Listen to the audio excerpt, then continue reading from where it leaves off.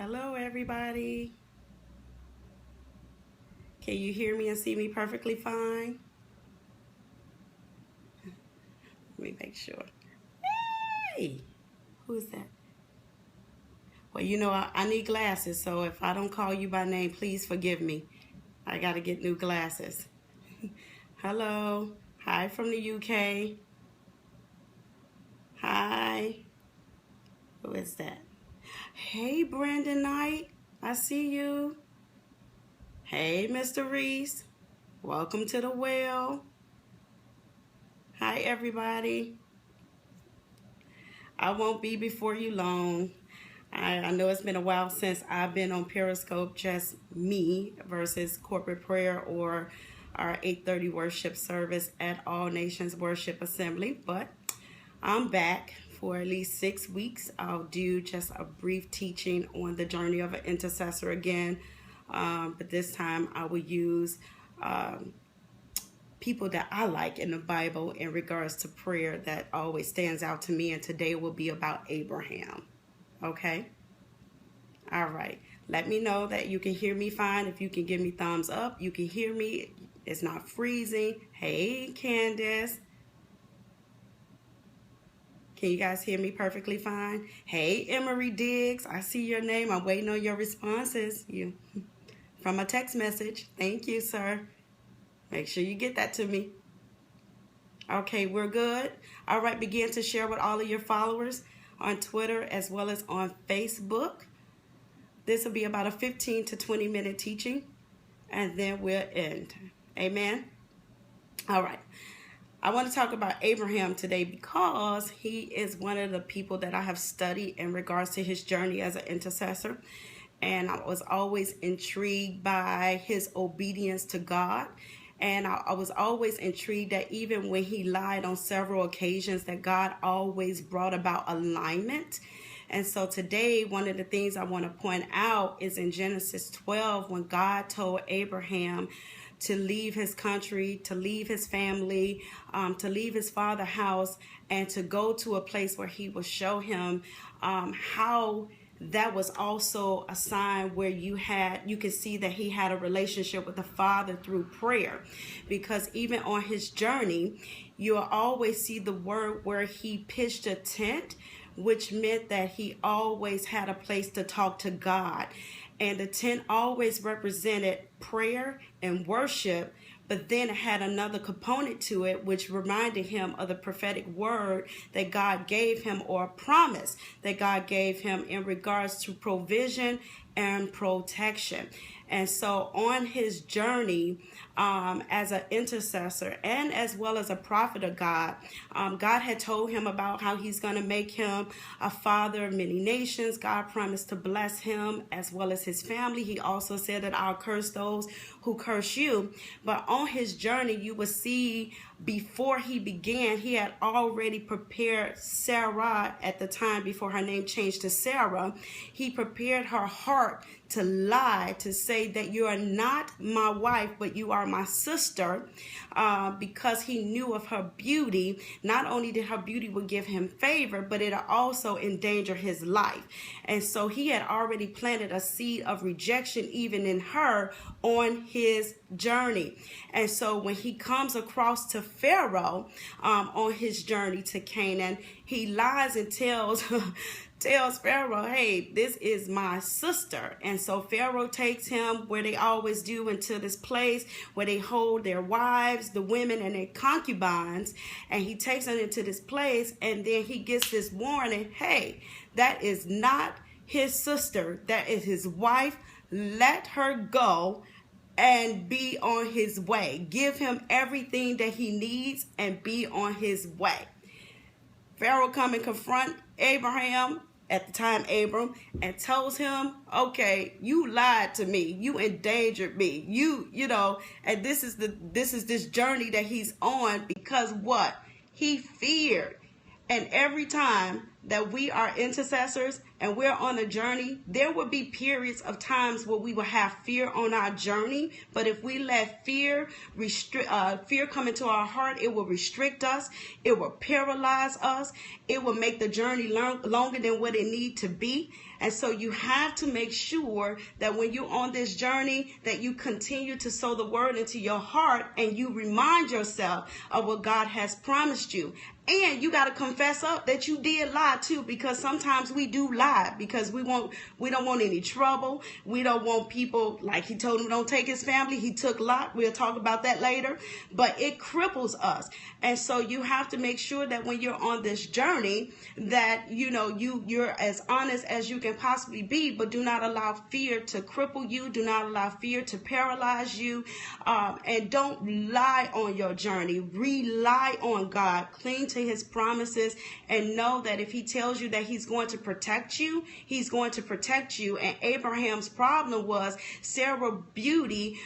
She was so beautiful that he knew that the men or kings would kill him for the sake of taking his wife. So he lied on his journey. Pharaoh lets him go. He continued on his journey to Canaan, and yet again he lies again. But this time he lies to the King Abimelech. And so yet he still pitches tents, and yet he still reminded himself of prayer and worship. He still reminds himself of provision and protection, but fear cripples him again. And what does he do? He lied and say Sarah is not his wife. She is his sister. But let me tell you about God when we're on this journey as an intercessor. When God is trying to get you to a place, he's going to bring about order. He's going to realign some things. He's going to correct it. And guess what? He'll even expose you just to get you back on the right path. God gives Abimelech a dream. Hey, that is not his sister. That is his wife. And you are to return her. If you do not, basically you would die. And Abimelech like, hey, I'm not the one that lied. He lied to me. He gave me her.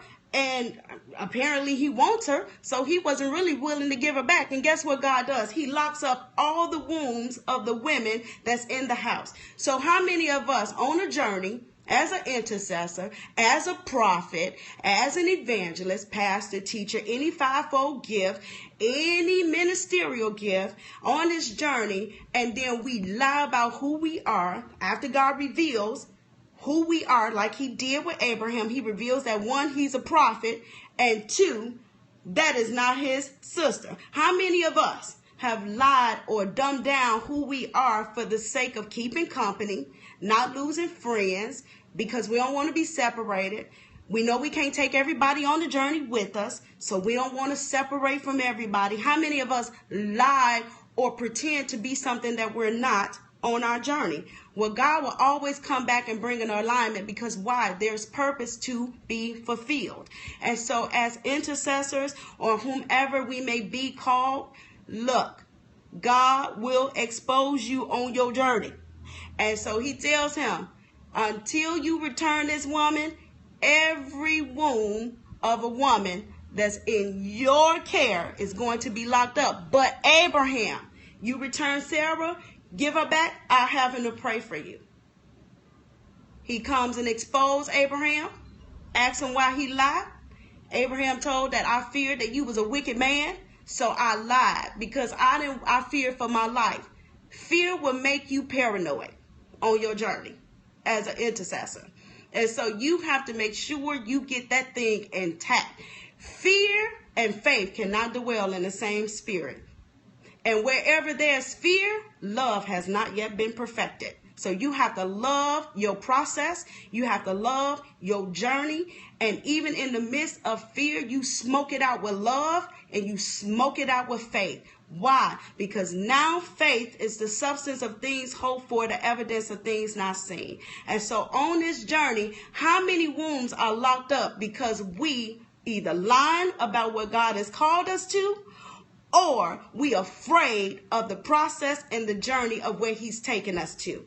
It is not until Abraham confessed that he lied about Sarah being his wife, And it was not until he prayed for Abimelech and all the women that the wounds were unlocked. How many wounds are locked up because we are afraid to be who God called us to be? I'm going to let you sit there for a second. I'm talking about myself too. Every intercessor is going to go on a journey called the test of obedience. The test of obedience. No matter how we look at it, God, in that time that he builds us in the secret place, our secluded place, he starts shaping us, molding us, talking about our purpose, talking about our assignment. He gives us a message. But on this journey to it, you're going to be tested in your obedience. If he tell you to separate, separate.